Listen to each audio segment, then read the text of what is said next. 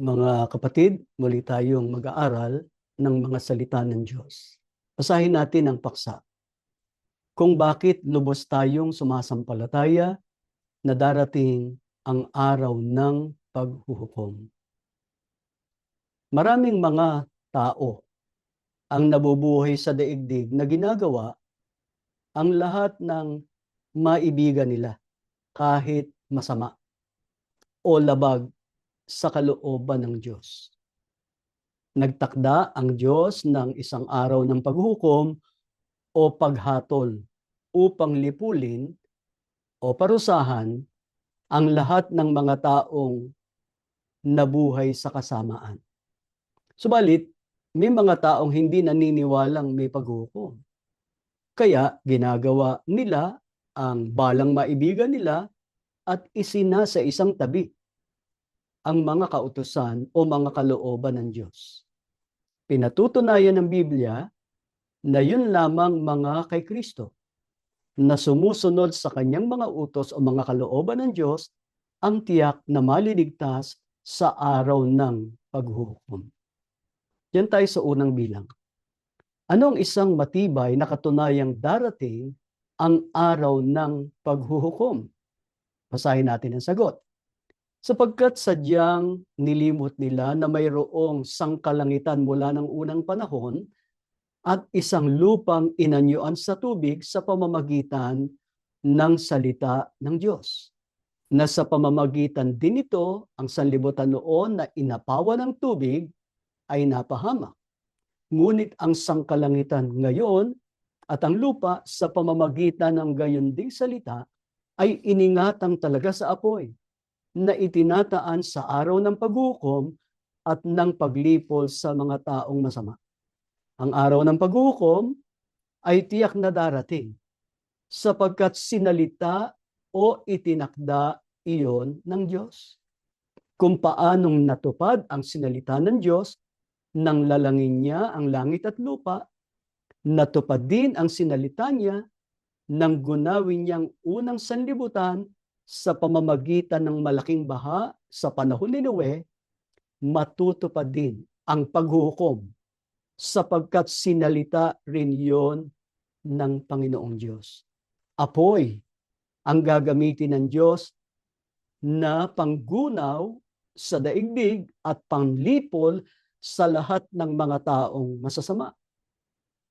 Huwag tayong tumulad sa ibang mga tao na sadyang nilimot ang Diyos at ang kanyang mga salita. Yan tayo sa kasunod na bilang. Ano pang isang matibay na katunayang may paghukom? Ito sagot. At kung paanong itinakda sa mga tao ang mamatay na minsan at pagkatapos nito ay ang paghukom. Yung kamatayan ng tao ay matibay ding katunayan na may paghukom. Hindi mapigilan ng tao ang pagdating ng kamatayan sapagkat itinakda ng Diyos yun. Gayon din, hindi mapipigilan ng tao ang pagdating ng araw ng paghukom sapagkat itinakda rin yon ng Panginoon Diyos. Yan tayo sa kasunod na bilang. Kailan ang araw ng paghukom? Ito sagot. Darating ang Panginoon upang isagawa ang paghukom sa lahat at upang sumbatan ang lahat ng masasama sa lahat ng kanilang mga gawang masasama na kanilang ginawang may kasamaan. Ang paghukom ay magaganap sa araw ng pagdating ng Panginoong Hesukristo. Nangako ang Panginoong Hesukristo, muli siyang babalik. Pagdating niya, yun ang araw ng paghukom. Sa araw na yon, susumbatan niya ang lahat ng masasama sa lahat ng kanilang gawang masasama. Tatanggap sila ng hatol ng Diyos na walang hanggang kaparusahan. Alam ng Diyos, kita ng Diyos kung sino ang gumagawa ng masama. Hahatulan sila pagdating ng ating Panginoong Kristo. Yan tayo sa kasunod na bilang. Paano natin malalaman kung malapit na ang pagparito ng Panginoon o ang araw ng paghuhukom? Ito sagot. Sinabi ng Panginoong Kristo na pagka nakita ninyo ang lahat ng mga bagay na ito, ay talastasin ninyo na siya'y malapit na. Nasa mga pintuan nga. May ibinigay na palatandaan ng Panginoong Kristo pagka malapit na siyang dumating o malapit na ang araw ng paghuhukom. Sabi nga, nasa mga pintuan nga, malapit na yung wakas. Yan tayo sa kasunod na bilang. Ano-ano ang mga bagay na pagka nakita na ay magbabadya na malapit na ang araw ng paghuhukom. Ito sagot, magkakaroon ng mga digmaan. Ang tinutukoy na digmaan ay ang una at ikalawang digmaang pansanlibutan. Tagutom, mga salot, mga lindol at lalaganap ang kahirapan. Ang mga bagay na ito, nagbabadya na malapit na ang muling pagparito ng Panginoong Hesukristo. Natupad na ang lahat ng ito at patuloy pang natutupad sa ating panahon. Kaya kung panahon ng tagutom ngayon, maraming naghihirap, salot, lindol sa iba't ibang dako, pagkakagulo, mga digmaan, ay hindi kataka-taka na nangyayari ang mga yan. Sapagkat palatandaan ng mga yan, darating ang araw ng paghuhukom. Yan tayo sa kasunod na bilang.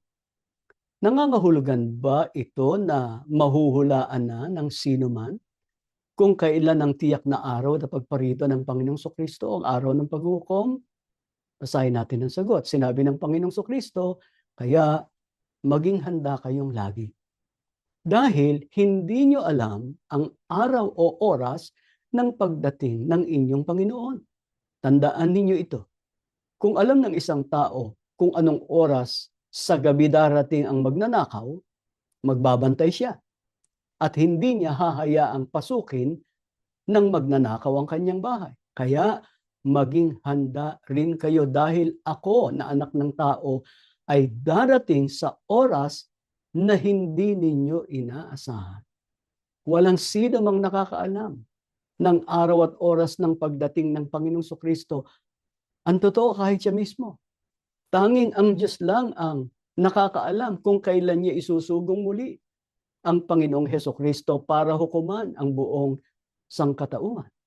Kaya, ang mga nagbibigay ng takdang petsa ng muling pagparito ng Panginoong Kristo, hindi tunay na sumasampalataya yon sa Panginoong Kristo at sa kanyang mga aral.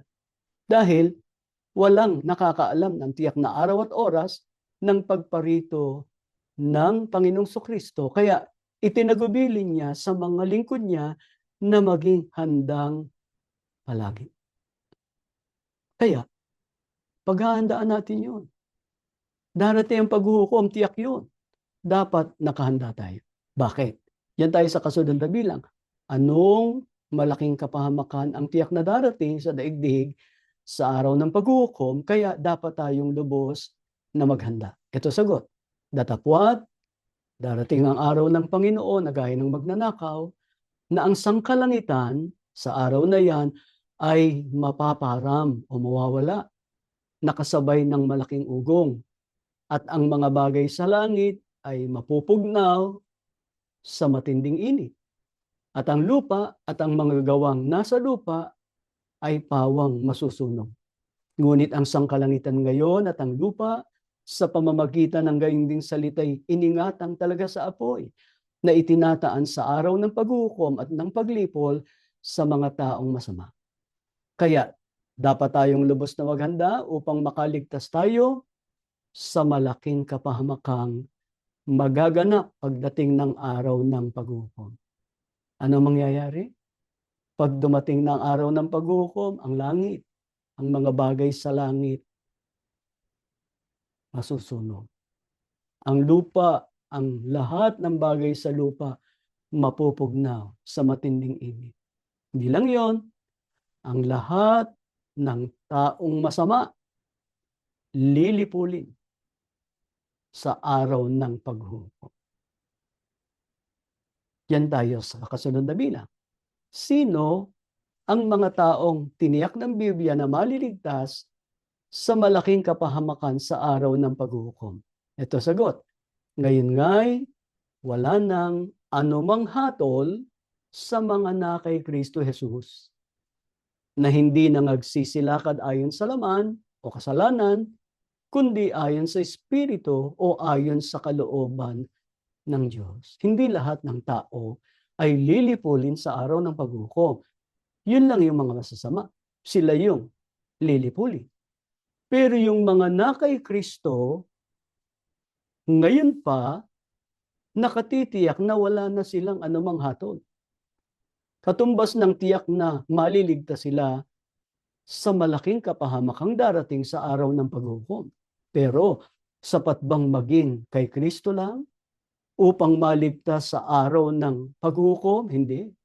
Tiniyak ng Biblia na ang mga kay Kristo na hindi nagsisilakad ng ayon sa laman o ayon sa kasalanan, kundi ang nagsisilakad ayon sa Espiritu o ayon sa kalooban ng Diyos, ang walang anumang hatol.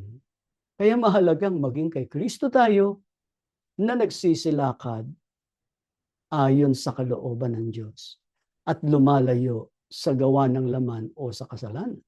Yan tayo sa kasunod na bilang. Sinong tinutukoy na mga na kay Kristo na wala ng anumang hatol sa araw ng paghukom? Ito sagot, ang mga kaanib sa katawan o sa Iglesia ni Kristo na pinaghandugan niya ng kanyang buhay. Tandaan natin, kaya namatay ang Panginoong Kristo sa krus, paghahandog niya yon ng kanyang buhay sa ikapagpapatawad ng kasalanan ng sangkatauhan. Pero sino sa mga tao ang tiyak na maliligtas o pinaghandogan ni Kristo ng kanyang buhay? Yung mga kaanib sa kanyang katawan. Ano yung tinutukoy na katawan? Yon ang Iglesia ni Kristo.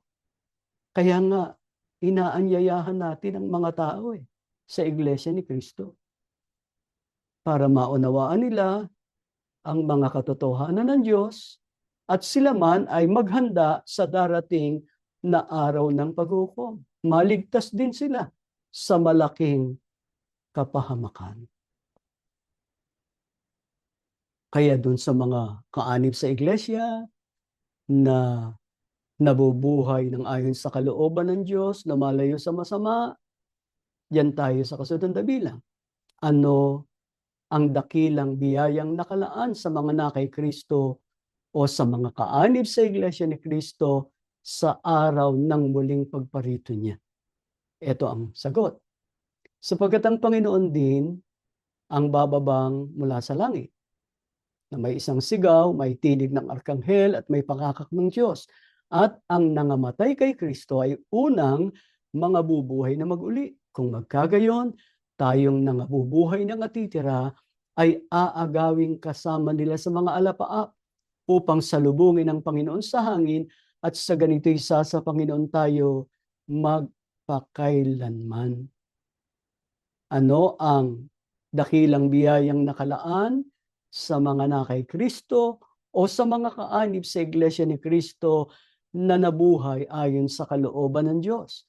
Pagbaba ng Panginoong Hesukristo, lahat ng nangamatay kay Kristo, unang bubuhayin mag-uli. Kaya namatay man ang mga tapat na Iglesia ni Kristo, pagparito ng Panginoong Kristo, bubuhayin silang mag-uli. Ang sugo, ang kapatid na Eranio Manalo, ang mga tapat na mga ministro, mga kapatid sa loob ng Iglesia ni Kristo, bubuhayin mag-uli. Kasama ng ating mga magulang na nagtapat sa kanilang pagka-Iglesia ni Kristo. Paano yung mga darat ng buhay na mga kay Kristo? Ang sabi, tayong nangabubuhay na nangatitira ay aagawing kasama nila sa mga alapaap. Ninong nila yung mga unang binuhay na mag-uli pagsasamahin tayo upang salubungin ang Panginoon sa hangin at sa ganito'y sa Panginoon tayo magpakailanman. Sa makatwid, pagparito ng Panginoong Kristo, yung mga sa Kanya, sasalubong sa Kanya, dadalhin niya rin doon sa dakong inihahanda niya.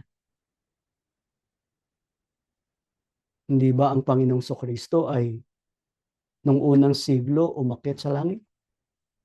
Nangako siya, nababalik siya. Sabi niya sa mga alagad niya, ipaghahanda ko kayo ng dakong kalalagyan, pagka naipaghanda ko na, muli akong paririto. Upang kung saan ako naroon, kayo naman ay dumoon. Kaya dyan tayo sa kasunod na bilang. Ano ang tiniyak ng Biblia sa mga makakalakip o makakasama sa unang pagkabuhay na mag-uli? Ito sagot, walang kapangyarihan ang ikalawang kamatayan o ang dagat-dagatang apoy at asupre. Hindi ang apoy na panlipo lang tinutukoy na dagat-dagatang apoy.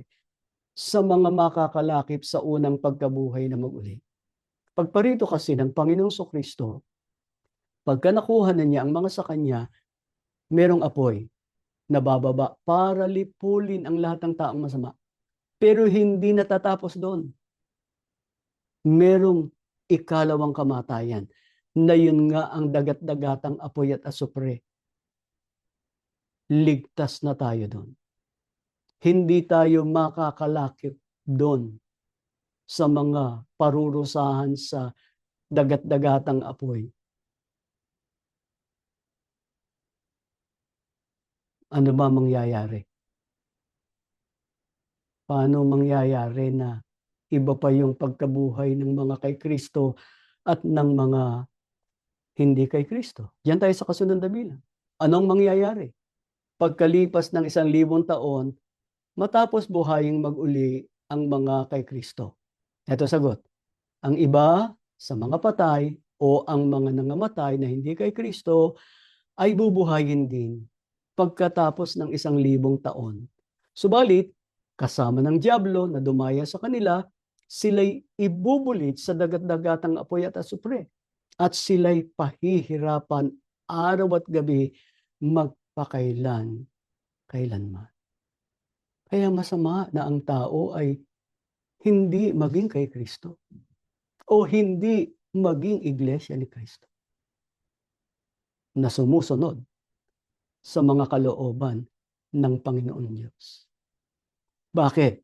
Ang laki ng kapahamakang mangyayari sa mga nangamatay na hindi kay Kristo. Kasama ng dyablo na dumaya sa kanila, ibubulit sila sa dagat-dagatang apoy at asupre, pahihirapan sila doon, araw at gabi, kailanman. Diyan ligtas ang mga kaanib sa Iglesia ni Kristo na nabuhay ayon sa kalooban ng Diyos. Yan tayo sa kasunod na bilang. Alin ang dako kung saan ay makakapiling natin ang Panginoon magpakailanman at anong magiging uri ng pamumuhay natin doon? Ito sagot, ang bayang banal o ang bagong Jerusalem. Sa banal na dakong iyon ay wala ng pagluha, kamatayan, dalamhati at sakit, sapagkat ang lahat ng bagay ng una ay naparam na. Yung inihandang dako ng Panginoong Kristo sa langit, doon tayo dadalhin ang Panginoong Kristo pagbalik niya. Alin yung dakong yon? Bayang banal o bagong Jerusalem. Sa ibang tawag ng Biblia, bagong langit na may bagong lupa, sapagkat itong lupa at langit na existido ngayon, papanaw yun, masusunog yun. Pero merong bagong lupa na may bagong langit, yun nga ang bayang banal, na doon makakapiling natin ang Diyos at ang Panginoong Kristo. Anong magiging uri ng buhay natin doon? Wala nang pagluha. Wala nang dahilan para tayo lumuha o umiyak. Walang kamatayan, walang dalamhati at sakit, sapagkat lahat ng mga bagay ng una ay naparam na. Kaya pakahangarin natin na makarating sa bayang banal. Yan tayo sa huling bahagi. Sino ang tinitiyak ng Biblia na maninirahan sa bayang banal at magtatamo ng walang hanggang buhay? Ito sagot, ang magtagumpay sa kasamaan at mga pagsubok sa buhay. Kaya gusto nating makatiyak ng paninirahan sa bayang banal at magtamo ng walang hanggang buhay, maging mapagtagumpay tayo sa kasamaan. Huwag tayong madaig. Huwag tayo ang mapagtagumpayan ng kasamaan o kasalanan. Huwag din tayong madaig ng mga pagsubok at mga tiisin sa buhay. Mga kapatid na nakikinig ngayon, patunayan natin sa harapan ng Diyos na sa kabila ng maling pagtitiwalag sa atin, tunay rin tayong mga kaanib sa Iglesia ni Cristo na karapat-dapat sa pagtatamo ng kaligtasan sa araw ng paghukom. Habang lumilipas ang mga panahon, lalo tayong lumalapit sa araw ng paghukom, nangangahulugang papalapit tayo sa araw ng ating kaligtasan. Bilang paghahanda, patuloy tayong mabuhay ng matuwid. Sundin natin ang lahat ng mga kalooban ng Diyos. Kung meron tayong ibinubuhay na labag sa kalooban ng Diyos, pagsisihan natin, magbago tayo para tiyak tayong magtatamo ng kaligtasan sa pagbabalik ng Panginoong Hesukristo. Higit sa lahat, patuloy nating ipanalangin sa Diyos na ibalik na niyang iglesia sa dati nitong banal, maayos, malinis na kalagayan upang maging karapat-dapat sa pagtatamo ng kaligtasan. Huwag nating kalimutan na hilingin sa Diyos, basbasan niya ang ating sambahayan na mapagtagumpayan natin ang mabibigat na mga pagsubok na nararanasan natin sa buhay na ito. Sumasampalataya kami, mga kapatid, tayo na magkakasama sa gawaing ito ay pinaglalaanan ng Diyos ng kaligtasan. Mamalagi lang tayo sa panghahawak sa mga aral na tinanggap natin, sa sugat sa naunang namahala, gawin natin ang mga bagay na nakalulugod sa Diyos. Pag-aaralan natin sa susunod kung bakit lubos tayong sumasampalataya na merong bayang banal, kung saan tayo maninirahan magpakailanman. Bago tayo manalangin, basahin natin muli ang paksa ng leksyon. Kung bakit lubos tayong sumasampalataya na darating ang araw ng paghukom. Tumayo kayo, mga kapatid. Aming Ama, salamat po sa liwanag ng mga aral mong tinanggap namin. Palibhasa, nais mong pakinabangan namin ang aming pagka-iglesia ni Kristo. Ang pagtatapat na ginawa namin sa pagsunod sa iyong mga kalooban, pinaglalaanan mo kami ng kaligtasan at ng walang hanggang buhay. Panginoon, ipinaalala mo sa amin na nagtakda ka ng isang araw ng paghukom para wakasan ang sanlibutan ito at ang mga taong masasama. Pagparito ng iyong bugtong na anak, ang mga lingkod mo na nagtapat sa iyo, kukunin niya, ipagsasama sa piling mo diyan sa bayang banal na wala na ang mga bagay ng una. Panginoon, ang hiling namin, gawin mo kaming tapat sa iyo. Gawin mo po kaming lahat na mananampalataya, masunurin sa lahat ng iyong mga kautusan. Lagi naming maalala, mawawakasan ng mundong ito. Darating ang araw ng kaligtasan. Patuloy mo kaming tulungang maghanda.